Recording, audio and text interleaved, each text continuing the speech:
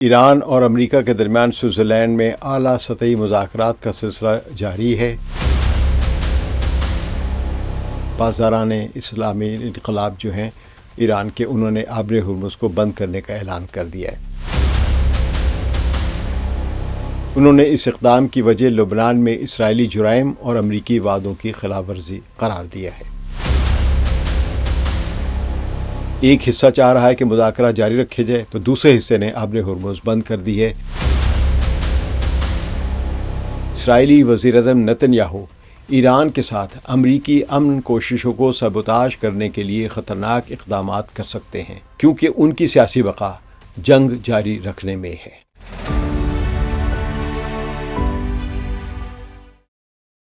ثقلین امام کا سلام قبول کیجیے۔ مشرق وسطیٰ میں ایک بار پھر شدید سیاسی اور فوجی سرگرمیاں دیکھنے کو مل رہی ہیں۔ ایران اور امریکہ کے درمیان سوئٹزرلینڈ میں اعلیٰ سطحی مذاکرات کا سلسلہ جاری ہے اور کچھ آگے بات بڑھتے ہوئے ہم دیکھیں گے کل تک، جبکہ ادھر آبر ہرمز کو بند کرنے کا اعلان نے عالمی تیل کی سپلائی کو پھر خطرے میں ڈال دیا اور قیمتیں پھر بڑھنے کے امکانات ہیں۔ سب سے پہلی اہم خبر یہ ہے کہ ایران کا ایک اعلیٰ سطحی وفد سوئٹزرلینڈ پہنچ چکا ہے، جس کی قیادت ایرانی پارلیمنٹ کے اسپیکر محمد باقر قالیباف کر رہے ہیں، اور اس وفد میں وزیر خارجہ عباس عراقچی، قومی سلامتی کونسل کے نائب سربراہ باقری کانی، مرکزی بینک کے گورنر عبدالناصر ہمتی، نائب وزرائے خارجہ جو غریب آبادی ہیں وہ، اور اسماعیل بقائی جو کہ ان کے ترجمان ہیں، اور تیل کے نائب وزیر حمید بورد بھی شامل ہیں۔ یہ وفد پہلے کی نسبت زیادہ بڑا اور اعلیٰ سطحی ہے، تقریباً ایسے ہی جو کہ اسلام آباد میں آیا تھا 10 اپریل کو۔ تو لگتا ہے کہ ایران کی سنجیدگی جو ہے وہ بڑھ گئی ہوئی ہے کہ شاید وہ کچھ حاصل کرنے جا رہا ہے، جس طرح وہ یہ سوچ کر آیا تھا کہ اسلام آباد میں جے ڈی وینس کے ساتھ کوئی بڑا معاہدہ طے پایا جائے گا، لیکن لگ یہ رہا ہے کہ ایسے ہی حالات کل بھی ہو سکتے ہیں۔ ابھی حتمی طور پر کچھ نہیں کہا جا سکتا ہے، تاہم باقر قالیباف کے اس وفد کی قیادت کے طور پر سوئٹزرلینڈ جانے کے عمل پر ایک سوال اٹھ رہا ہے، اور ایرانی حلقوں میں یہ بات آ رہی ہے کہ یہ ان کا جانا غالباً اس ماحول میں کہ جب وہ لبنان میں جنگ جاری ہے، ان کا جانا جو ہے وہ رہبر اعلیٰ کو پسند نہیں آیا ہے۔ تو دوسری طرف امریکی وفد کی قیادت وائس صدر جے ڈی وینس کریں گے، اور یہ مذاکرات سوئٹزرلینڈ کے مشہور شہر برگن اسٹاک میں ہوں گے۔ ان کے ہمراہ جیرڈ کشنر، اسٹیو وٹکوف قطری وزیر اعظم اور پاکستانی ثالث جو محسن نقوی ہیں وہ، اور بین الاقوامی جوہری توانائی ایجنسی کے سربراہ رافیل گروسی وہ بھی شامل ہوں گے۔ دونوں وفود کا حجم اور سطح تقریباً ان مذاکرات کے برابر ہے جو کچھ عرصے قبل اسلام آباد میں ہوئے تھے۔ ایک یہاں پہ خبر اور درمیان میں چل رہی ہے کہ جو لبنان کا ایک میگزین ہے المیادین، اس کا جو جنیوا میں بیورو چیف ہے، اس نے یہ کہا ہے کہ امریکی وفد وہاں پہ پہلے ہی سے موجود تھا، لیکن اس کے وہاں پہ موجودگی کا باقاعدہ اعلان نہیں کیا گیا تھا۔ تو اس سے ظاہر ہے کہ امریکہ ہر حال میں وہاں پہ مذاکرات کرنا چاہ رہا تھا، اور ایرانیوں کو یہ خبر دی گئی ہے کسی ثالث کے ذریعے کہ وہاں پہ آپ کا انتظار کر رہے ہیں اور آپ ضرور جائیں وہاں پہ۔ ان مذاکرات کے لیے وفود کی روانگی سے پہلے جو ایران سے وفد کیا ہے، ایران کے اسلامی انقلابی گارڈ کور یعنی پاسداران اسلامی انقلاب جو ہیں ایران کے، انہوں نے آبر ہرمز کو بند کرنے کا اعلان کر دیا ہے۔ یہ آبنائے عالمی تیل اور گیس کی ترسیل کا ایک انتہائی اہم راستہ ہے، اور ایران نے ماضی میں بھی اسے دباؤ کا ہتھیار استعمال کیا، خاص طور پہ 40 دنوں کی جنگ کے دوران۔ تو سپاہی پاسداران جو ہے انہوں نے خبردار کیا کہ کوئی بھی جہاز اس راستے کے قریب نہ آئے، ورنہ اسے خطرہ لاحق ہو سکتا ہے۔ انہوں نے اس اقدام کی وجہ لبنان میں اسرائیلی جرائم اور امریکی وعدوں کی خلاف ورزی قرار دیا ہے۔ تاہم امریکی سینٹرل کمانڈ نے دعویٰ کیا کہ ہفتے کو 55 تجارتی جہاز آبر ہرمز سے گزرے، جنہوں نے کوئی 17 ملین بیرل سے زائد آئل جو ہے آئل ٹینکر جو ہے وہ لے کر گئے ہیں، اور وہ عالمی منڈیوں تک پہنچا ہے۔ تو امریکہ نے یقین دہانی کرائی کہ وہ بحری جہازوں کی آمد و رفت کو یقینی بنائے گا، یعنی ابھی آبر ہرمز پہ ایک اور کشیدگی پیدا ہونے والی ہے۔ ایرانی سپریم لیڈر آیت اللہ مجتبیٰ خامنئی کے مشیر محمد مخبر نے سوشل میڈیا پر الزام امریکہ پر لگایا ہے کہ وہ ایران کے ساتھ ہونے والے 14 نکاتی معاہدے کی پہلی شق کوئی نافذ نہیں کر رہا ہے، جس میں لبنان سمیت تمام محاذوں پر جنگ بندی شامل ہے۔ تو انہوں نے کہا کہ جب تک یہ معاہدہ صرف کاغذوں تک محدود ہے، مشرق وسطی کی توانائی کی فراہمی معطل رہے گی۔ گزشتہ روز پاسداران انقلاب کی نیوی کے ایک ریڈیو نے آبِ ہرمز بند کرنے کا اعلان بحری جہازوں کے لیے پیغامات جاری کرنے والے ایک ریڈیائی چینل پر جاری کیا تھا، لیکن تھوڑی ہی دیر بعد ایران کی وزارت خارجہ کے ترجمان اسماعیل بقائی نے اس خبر کی تردید کر دی تھی۔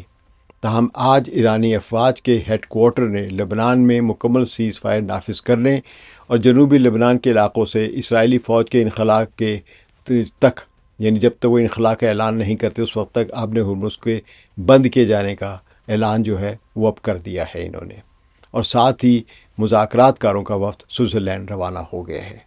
تو بعض لوگ یہ ایران کی ایک دو دھاری یا ٹو پیرل ونگز پہ ایک اسٹریٹجی دیکھ رہے ہیں کہ ایک طرف آبِ ہرمز کو بند کر دیا، دوسری طرف یہ ایک وفد جو ہے سوئٹزرلینڈ میں مذاکرات کے لیے چلا بھی گیا ہے، اور بعض مبصرین کا خیال ہے کہ یہ حکومت کے اندر کی کانٹرڈکشن بھی چل رہی ہے، جس کو بظاہر ایک یونٹی کے متضاد قسم کے اقدامات سمجھے جا رہے ہیں۔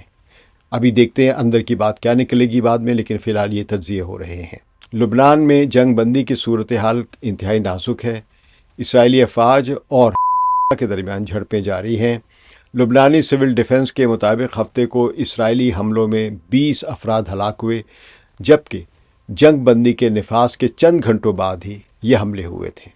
اسرائیل کا کہنا ہے کہ وہ حملوں کا جواب دے رہا ہے، جبکہ نے اسرائیل کو لبنان میں کسی بھی موومنٹ کی اجازت دینے سے انکار کر دیا ہے، نے اسرائیلی الزامات کو مسترد کیا ہے۔ مڈل ایسٹ اسپیکٹیٹر، جو کہ مشرق وسطیٰ کا ایک چینل ہے، نیوز چینل، اس کا کہنا ہے کہ اسرائیلی فوج دعویٰ کر رہی ہے کہ جنگ بندی نافذ ہے، لیکن ساتھ ہی یہ بھی کہہ رہی ہے کہ وہ اپنی خود متعین کردہ سیکیورٹی زون کے اندر کارروائیاں جاری رکھے گی۔ تو اس کا مطلب یہ بھی ہے کہ وہ جنوبی نبطیہ میں واقع علی طاہر کی پہاڑی پر قبضہ کرنے کی کوششیں جاری رکھے گی۔ اس پہاڑی کو حال ہی میں سیکیورٹی زون کے نقشے میں شامل کیا ہے اسرائیل نے خود۔ تو دوسرے الفاظ میں عملاً اب کوئی حقیقی جنگ بندی موجود نہیں ہے، اور لبنان کے حوالے سے کشیدگی بدستور بڑھتی جا رہی ہے۔ یہ بھی ایک وجہ بن رہی ہے غالباً اس ایران کے اندر تضاد کی یا تصادم کی، پاور سیکٹرز کے اندر، اسٹیبلشمنٹ کے اندر۔ ایک حصہ چاہ رہا ہے کہ مذاکرات جاری رکھے جائے، تو دوسرے حصے نے آبِ ہرمز بند کر دی ہے۔ بعض لوگ کہہ رہے ہیں کہ یہ دونوں اقدامات ایک ہی پالیسی کا حصہ ہے، بعض لوگ کہہ رہے ہیں کہ یہ اندر کا تصادم ہے جو ظاہر ہو رہا ہے۔ تو یہ عجیب بات ہے کہ ایران اور امریکہ مذاکرات کر رہے ہیں، جبکہ معاہدے کا پہلا اور بنیادی جو اس کی شق تھی، نقطہ جو تھا، پہلا ہی نقطہ 14 نکاتی MOU کا، وہ ابھی تک اس پر عمل ہی نہیں ہو رہا، عمل درآمد ہی نہیں ہو رہا ہے۔ تو کم از کم آبِ ہرمز کی بندش جو ہے، یہ مذاکرات کے دوران ایران کو ایک اضافی دباؤ بھی فراہم کر سکتی ہے۔ المیادین کو دیے گئے ایک انٹرویو میں ایک اعلیٰ ایرانی سیاسی سیکیورٹی ذرائع نے کہا کہ میدان جنگ اور سفارتکاری مکمل طور پر ہم آہنگ ہے۔ انہوں نے واشنگٹن کی سفارتی ناکامیوں پر سخت تنقید کی اور کہا کہ امریکہ نے لبنان کے ساتھ اپنے وعدے پورے نہیں کیے، جسے تہران مکمل طور پر ناقابل قبول قرار دیتا ہے۔ انہوں نے واضح کیا کہ ایران کبھی بھی اپنے لبنانی دوستوں کو تنہا نہیں چھوڑے گا، اور خبردار کیا کہ صورتحال کو درست کرنے کا وقت محدود ہے۔ شورائے کونسل کی ایک قومی سلامتی کمیٹی کے رکن ایک علاؤالدین بروجردی، انہوں نے کہا کہ سفارتکاری اور میدان جنگ کے درمیان مکمل ہم آہنگی ایران کی صلاحیت کا واضح مظہر ہے۔ انہوں نے گارڈ کور کی جانب سے آبِ ہرمز بند کرنے کے فیصلے کو امریکہ کے لیے ایک سنجیدہ پیغام قرار دیا ہے، اور خبردار کیا ہے کہ ایران خاموش تماشائی نہیں بنے گا۔ تو دوسری طرف ایک دلچسپ واقعہ یہ ہے کہ ایرانی ٹیلی ویژن نے رکن پارلیمان محمود نبویان کے خلاف مقدمہ دائر کرنے کا اعلان کیا ہے۔ یعنی چینل نے، سرکاری چینل نے رکن پارلیمان کے اوپر مقدمہ دائر کرنے کا اعلان کیا ہے، کیونکہ اس رکن پارلیمان محمود نبویان نے لائیو ٹی وی پر مذاکراتوں پر تنقید کری تھی، جو مذاکرات کار جا رہے ہیں سوئٹزرلینڈ، ان پر تنقید کی تھی، اور انہوں نے دعویٰ کیا تھا کہ سپریم لیڈر نے مذاکرات کاروں کو واضح ہدایت دی تھی کہ نہ جائیں، لیکن انہوں نے رہبر کے اس اشارے کو نظر انداز کر دیا ہے۔ تو نشریات کو اچانک روک دیا گیا، اور بعد میں چلا کہ یہ تکنیکی خرابی نہیں تھی، بلکہ جان بوجھ کر پروگرام روکا گیا تھا۔ تو اس پروگرام کے ڈائریکٹر جنرل نے استعفیٰ دے دیا ہے، اور اس مبینہ طور پر یعنی جس کو وہ کہہ رہے کہ محمود نبویان کا بیان جو تھا مبینہ طور پر ان کے خیال میں غیر اخلاقی تھا، اور اس غیر اخلاقی مہمان کو نشریات دینے کا ذمہ داری انہوں نے قبول کی اور استعفیٰ دے دیا۔ مگر اب تک محمود نبویان کے ان کے جو بیان ہے ان کی رہبر اعلیٰ کے دفتر کی جانب سے کوئی تردید نہیں کی گئی ہے۔ تو یہ اندر کے تضادات اب ظاہر ہو رہے ہیں ایران کی اپنی پالیسی میں۔ کچھ لوگ کہہ رہے ہیں کہ یہ اسٹریٹجی ہے، دو پیرل چلنا، اور کچھ لوگ کہہ رہے ہیں کہ اندر کے تضادات ہیں۔ یہ اندر کافی کچھ پک رہا ہے ایران کے اندر۔ ادھر اسرائیلی اخبار معاریف کی رپورٹ کے مطابق اس ہفتے مشرق وسطیٰ میں طاقت کے توازن میں ایک تاریخی تبدیلی آئی ہے۔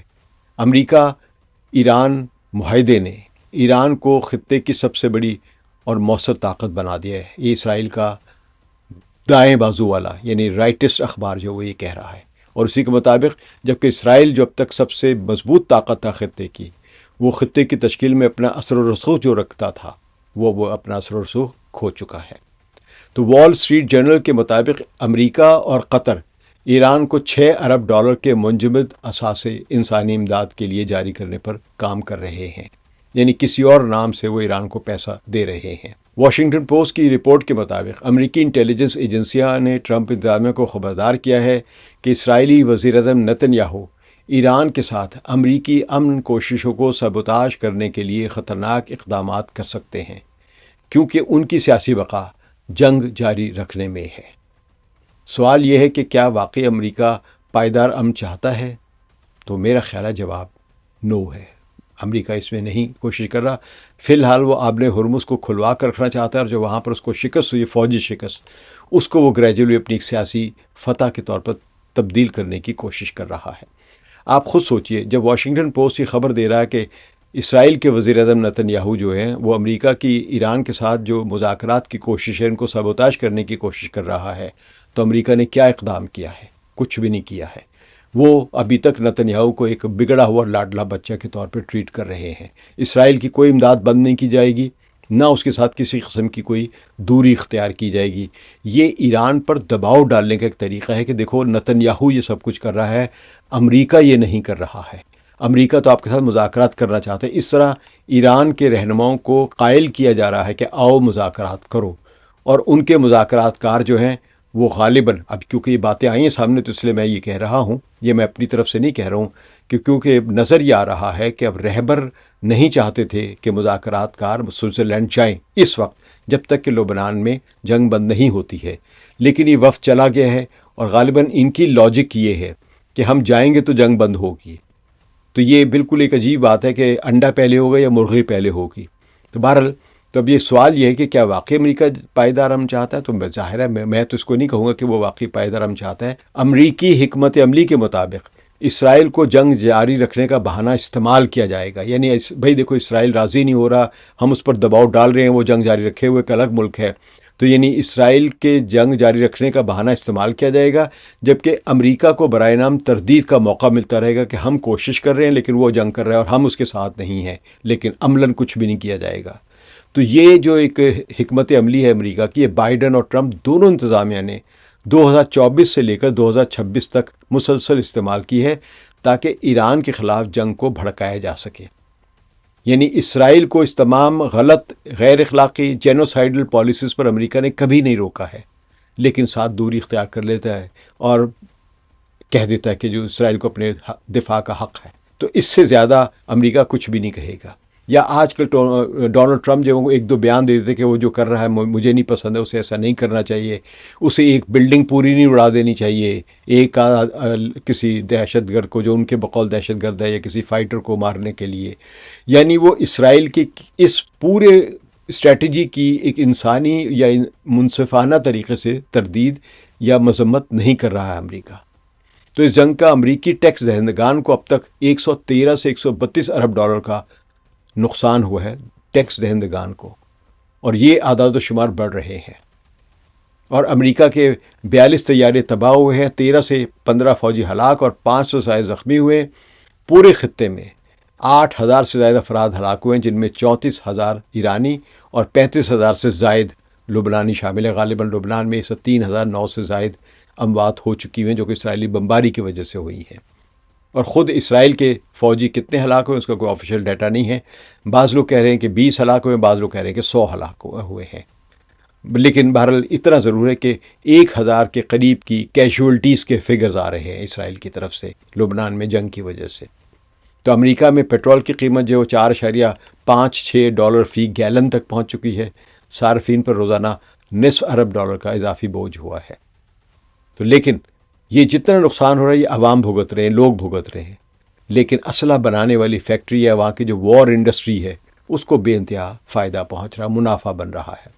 تو جہاں تک امریکی پالیسی کا تعلق ہے، جب تک طاقت اور منافع کو لوگوں اور مقصد پر ترجیح دی جاتی رہے گی، یعنی طاقت اور منافع حاصل کرنا اور عوام کی بھلائی نہیں سوچنی ہے، تب تک امریکی پالیسی تبدیل نہیں ہوگی. امریکہ اسرائیل کو ایک سہولت کار بہانے کے طور پر استعمال کر رہا ہے، جبکہ وہ جنگ اور وسائل کی ایکسپلائٹیشن سے منافع کما رہا ہے اس کا حکمران طبقہ. ماہرین کا کہنا ہے کہ آنے والے دنوں میں اسی قسم کے جو جنگ کی لابی ہے امریکہ کی، اس کی منافع میں پیش رفت متوقع ہے. اور ایک سیاسی تجزیہ کار ہے ایران کے ڈاکٹر حسین موسویان، وہ کہتے ہیں کہ ایران نے اپنی پوزیشن بہتر کی ہے جنگ کی وجہ سے، اور مذاکرات میں سختی سے پیش آنا چاہیے اسے. اور ڈاکٹر فرید زکریا جو کہ امریکہ کے ایک تجزیہ کار ہیں، ان کا خیال ہے کہ امریکہ دوہری حکمت عملی پر چل رہا ہے، ایک طرف مذاکرات اور دوسری طرف دباؤ. یہ شخص انتہائی کولونائزڈ یعنی غلامانہ ذہن والا آدمی ہے. ممبئی کے ایک کانگریس کے سیاستدان کا بیٹا تھا، امریکہ چلا گیا، اور امریکہ میں کے میڈیا میں بہت زیادہ تجزیے کرتا ہے، لیکن تجزیے انتہائی دائیں بازو والے نظریات کے کرتا ہے، نیو کونس قسم کے. یہ نئی قسم کے نیو کونس ہیں جو ہیں تو ڈیموکریٹس لبرلز بھی، لیکن باتیں وہی کر رہے ہیں جو نیو کونس کرتے ہیں. تو اسرائیلی تجزیہ کار ایک ہے اموس ہارل. ان کے مطابق نیتن یاہو اپنی سیاسی بقا کے لیے جنگ کو ترجیح دیں گے، چاہے اس کے لیے انہیں امریکی کوششوں کو نقصان پہنچانا پڑے. یعنی وہ صحیح بات کہہ رہے ہیں ایک لحاظ سے کہ امریکہ کو معلوم ہے کہ وہ جنگ کرے گا، لیکن وہ روکے گا بھی نہیں. تو یہ تھی بہرحال اب تک کی صورتحال، جس میں ایران امریکہ مذاکرات، آبِ ہرمز کی بندش، لبنان کی مبینہ جنگ بندی اور علاقائی طاقت کی تبدیلی جیسے اہم پہلو شامل تھے. آنے والے گھنٹوں میں مزید اہم واقعات رونما ہو سکتے ہیں، جنگ بھی ہو سکتی ہے، حملے بھی ہو سکتے ہیں، شاید مذاکرات میں پیش رفت بھی ہو. ہم ان سب پر نظر رکھیں گے اور دوبارہ آپ کے پاس حاضر ہوں گے. شکریہ. ثقلین امام کو اجازت دیجیے. خدا حافظ.